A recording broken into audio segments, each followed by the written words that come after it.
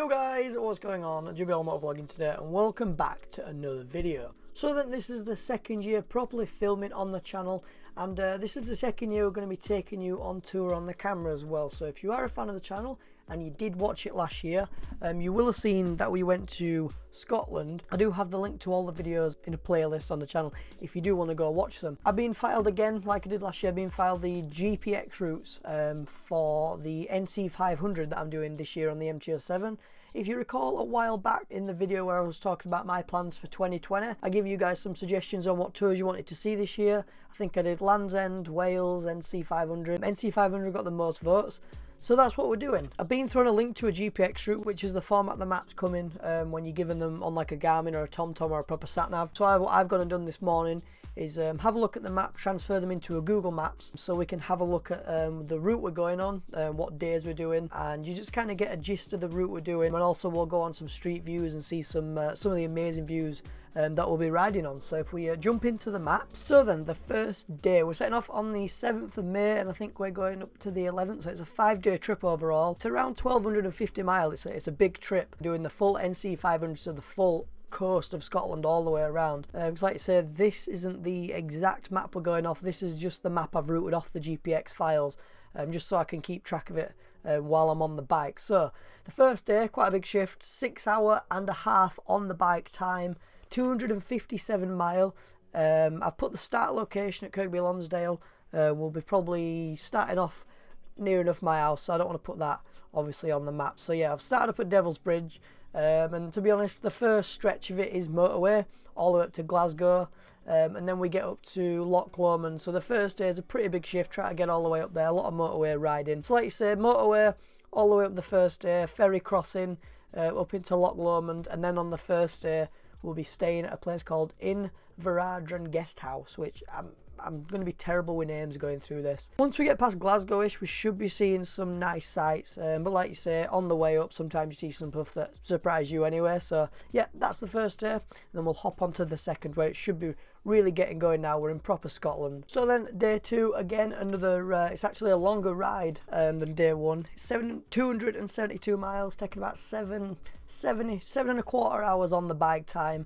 But to be honest, I have a feeling I love every minute of this day, because we're going to see some brilliant sights, going to pretty much most of the main attractions on the NC500. So set off from where we are in Loch Lomond all the way through to Glencoe, through Glencoe, up Fort William. So yeah, A82. To be honest, no matter where you drop your pin, the majority of it looks the same and it's all gorgeous. I mean, the one thing I really miss about Scotland when we're riding on the roads at home is the road surfaces. I mean, do you see one pothole?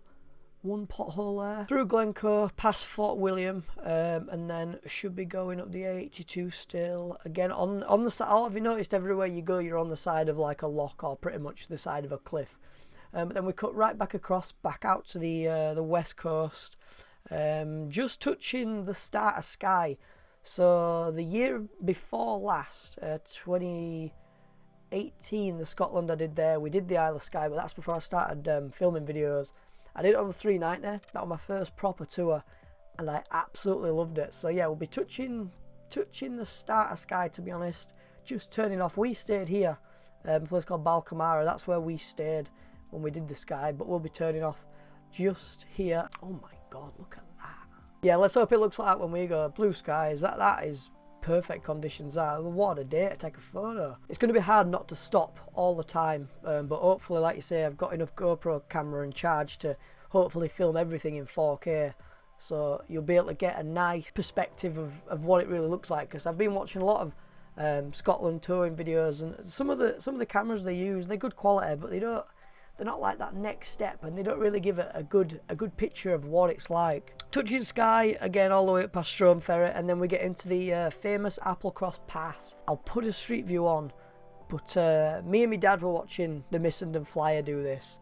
Oh, this is the one, and this is an absolutely beautiful road, but it's a hell of a steep road, and to be honest, I don't think any camera or anything's going to do it any justice until you actually get there. So I'm quite looking forward to that, to be honest. So the Pass of the Cattle, That's one of the main parts I'm looking forward to in this entire trip, that entire pass, because once you get to the top, hopefully if it's not steep enough we'll stop. It looked alright there.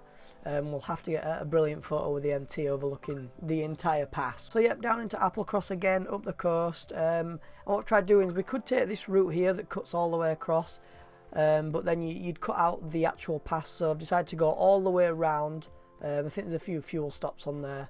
Try to touch as much of the coast as possible, because you know it is the North Coast 500, but then we have to go back inland as well, because I've looked around here, there's literally no roads leading through this. All these little places are actually not towns. A few of them are, but they're one ways, so I've had to go back around again up the side of a lock. So I think Ullapool is the one with the ships, not the ships, the submarines, I do believe. Really looking forward to it. So we'll head up to day 3. So it's a 5-day trip, like I said, but I'll show you day 3. So day 3 is it's by no means a small ride, but day 3 it's going to be a little less of a ride. So we're doing about 60 miles less than the past 2 days, or I think it's about 100 miles less actually than day 2. But this one is properly exploring the top end of the country. So all these roads, I've had a little dip in and had a look onto the street view myself, but all of these roads are so small. It says 4 hours and 50 minutes, but I have a feeling it'll take us a lot longer than that with a few stops. So Ullapool, can't really go on the coast up to Clashness Ebb, because again, they're not really roads. So I've tried to stick to an A road all the way up. And then once we get to this place here called Scourie Moor, this road all the way up that goes up to Durness is just one road, so you're gonna have to have a full tank of fuel, because I'll show you the road when we drop into it. There is literally nothing there. I mean, there's nothing, and then I mean there's nothing. Like, there is nothing. Shoot down here. Oh wow, what a lovely place to live, eh? Yeah, I'm just gonna pop out to shops. I'll be about 4 hours. Could do the coast, but like I show when I drop the pin down, you see how the majority of these roads are just one ways, and then you got to come back because there's just no access to all this. It's just like dead land. Up to Durness, a lovely seaside town as well. Once we hit Durness, we're actually at the top of the country then. It's a case of literally going on the north coast then, so we come back round, hugging the coast as much as we can. These are going to be all some absolutely amazing roads, some great sea scenery. And then we stop in Thurso for the third night. And then the third day is going to be one of them days where I'm not going to drop the pin down, because I know what it's going to look like. It's going to be pretty sick. So the 4th day, starting up in Thurso, right at the top, hugging the top end of the country again, all the way up to John O'Groats. And basically that's, to me, this day is why we're going. All the way up to John O'Groats, get a lovely photo, top of the country, one of them once in a lifetime sort of things to do. Take an absolutely, like, the best photo of the MT, because I want to make it like a wallpaper photo, not just any old photo. I want to get a good photo with a camera, because like I say, it's one of them one-time things up there. So go up there, back down, and then we're going to stop at a place this night. I mean, to be honest, we'll drop a pin here. I ain't had a look at this, but this is it A99? This road again, it's like the one over by Durness. It's legit, there's just nothing there. Coming down the east coast again though, beautiful sights. And then that day we'll be stopping in a place where we've stopped for the past couple of years. In fact, I stopped it on last year's tour in Glendevon, a place called the Tormakin Hotel. Brilliant place, can't fault it one bit, so that's why we're stopping there again. And then the rest of the trip really is the next day is just Glendevon. So yeah, be coming down past Edinburgh, I think over a bridge into the Kielder Forest Park, North Pennines, Yorkshire Dales, and then back to some roads that I know again. So yeah, it's going to be an absolutely cracking trip. If you did watch last year's, I know a few of you guys that did watch last year's really enjoyed it. I went back and watched it again, just to compare how my video quality and editing is getting along, and I know a lot of people enjoyed it, but I don't know how you enjoyed it. The camera was terrible, the microphone was terrible, the editing was terrible. I mean, the music I threw over the top of the montages didn't fit at all. Thank you for watching it, but this year there'll be a lot longer episodes. I'm going to do a full episode by a day, so it's going to be like, maybe as long as it takes. I don't want to cut anything out. All the photos I've taken at the end, I'll put them on at the end of the day, at the end of the video, so you can really get a sense of where you are. Nice bunch of lads we're going with, know them all, and the bikes we're going with, they're pretty much all brand new.